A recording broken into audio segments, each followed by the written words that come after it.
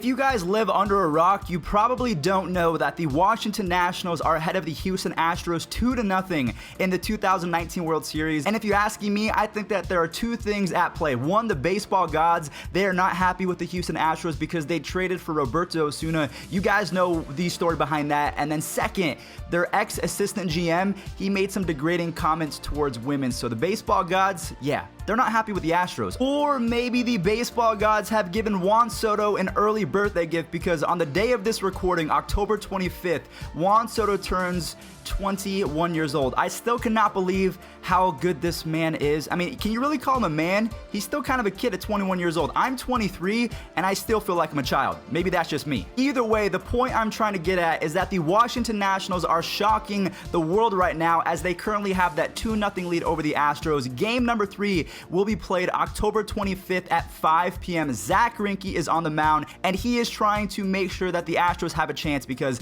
we all know if this series goes 3-0, it's over. There's no one that's ever come back from 3-0, but there has been quite a few teams that have come back down 2-0. And that is exactly what we're going to talk about in today's video, so buckle up, it's going to be a fun ride. There have been a few comebacks in Major League Baseball history that remind me exactly what the Astros are going through right now. We'll get to those in just a second, but for right now, we're going to start with the 1921 New York Giants. They didn't score a single run in the first 2 games against the mighty Yankees.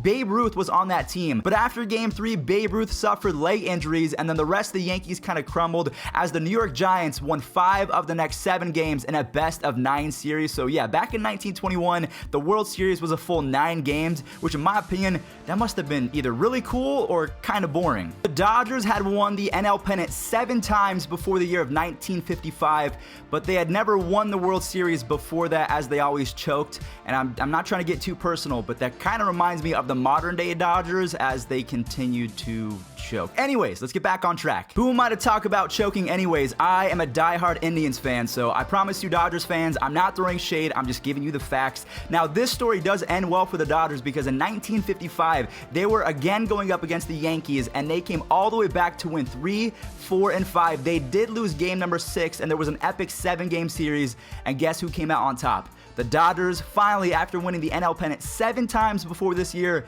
they come back and they beat the Yankees in 1955 in an epic 7-game series. I wish I could have seen this live. It must have been so much fun to watch. If you guys have ever played the card game Uno, you know exactly what I'm talking about. The Yankees, they hit the Dodgers with that reverse card the very next year in 1956 as the Yankees came back from a 2-0 deficit against the same team, the Dodgers. So I can't imagine how that rivalry looked back in the day because before the Red Sox and the Yankees had a rivalry, I would honestly say that the Dodgers versus the Yankees was that much more exciting because they were facing off in the World Series seemingly every single year. So again, 1955, the Dodgers came back to win, and then the Yankees with that Uno reverse card, they beat the Dodgers the following year. Absolutely amazing. Now we're getting to the part of the video where it becomes a little bit similar to the Houston Astros versus National series because Garrett Cole and Verlander, they both went 0 for 2 in the first 2 games, and that's the same thing that happened in 1965 to the mighty Dodgers. Don Drysdale and Sandy Koufax, some of the best pitchers in the game at this point, they went 0 for 2, exactly like Cole and Verlander, and guess what happened?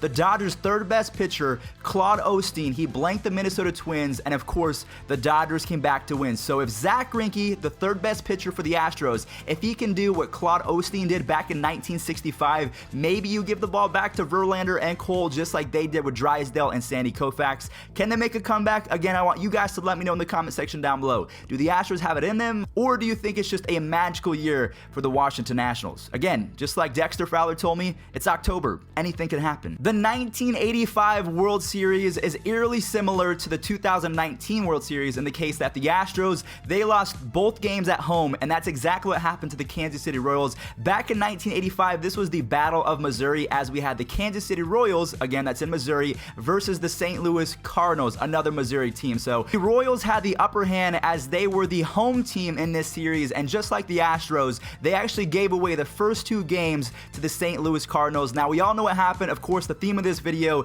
is that we had teams coming back down 2-0, but the Royals, they became the first team ever Bauer to lose both games at home and still come back to win that series. So again, the Astros, there's been a precedent that has been set. It can happen, and the Astros, they have the team that can do it. But Brett Saberhagen, at 21 years old, I believe he was at the time, he had a .5 ERA in that World Series as they claimed the Missouri title.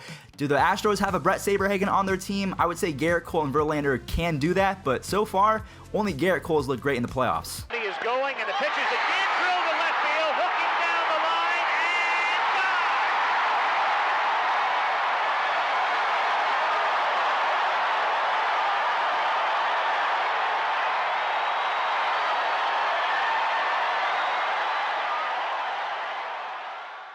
After the Yankees had dropped the first two games of the 1958 World Series, so we're going back in time just a little bit, Hank Bauer went off for 4 home runs and 8 RBIs, and Bob Turley, again a pitcher for the Yankees, he secured the win in game number 7 of the World Series. So quick little history lesson, the winner of the 1958 World Series was again the Yankees. Of course, they have 27 of those bad boys as Hank Bauer and Bob Turley, they're able to turn it around and give the Yankees a mighty victory. Who could beat the Yankees back in the day? It seemed like only the Dodgers could. Also, if I say the word mighty again in this video, I will give away $1 million to the person that points out the next time I say it. Moving on over to the 1971 World Series, this was the moment that Roberto Clemente had been waiting for his entire career. The Pittsburgh Pirates were down 0-2 in the series, and Clemente was able to hit .414, and he tore it up on the base paths. Also, Steve Blass, he was able to pitch a complete game in Game 7 of that same World Series, so I just cannot believe that I missed this. Come on, Mom and Dad, could you have had me a little bit earlier?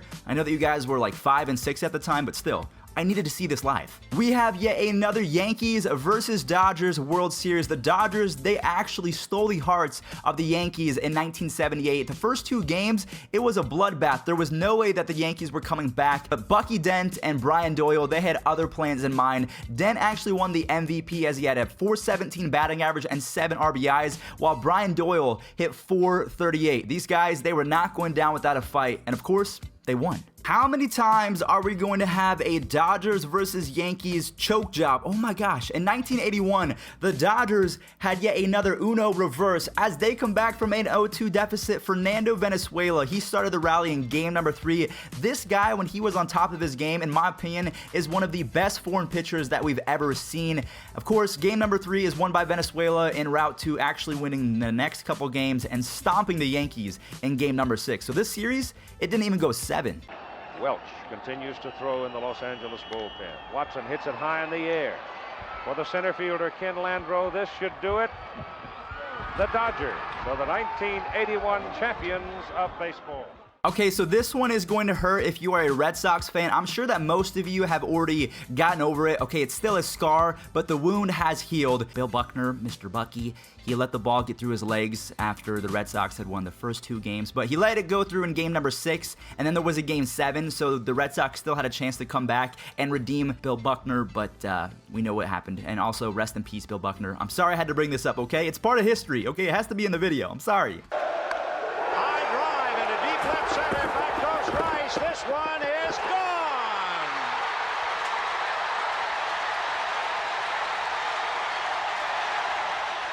The last example that I could find of a team coming back 0-2 in the World Series. Now, I know a lot of you are going to say, yo, didn't the Indians have a 2-0 lead in 2017? Yes, they did, in fact, and you guys are mean for bringing that up, but that was in the ALDS, so it doesn't really count. But yet another team that lost both games at home was the 1996 Yankees. That was the year that I was born. Andy Pettitte, he was terrible in game number 1, but he did bounce back in game number 5 versus the Braves. Also, John Wetland, he earned the MVP honors by getting saves in all 4 of the Yankees wins. So at one point, there was a time where Mariano Rivera was not the Yankees closer, and a guy named John Wetland was actually pretty dominant. So fun little fact from Fuzzy. I didn't know that either. All right, ladies and gentlemen, well, that is going to do it for today's video. If you counted all of the examples that we provided today, 11 times since 1921. At that point, there was a full 9-game series, so it was a little bit different. But since 1921, 11 teams have stormed back from an 0-2 deficit. Let me know in the comment section down below.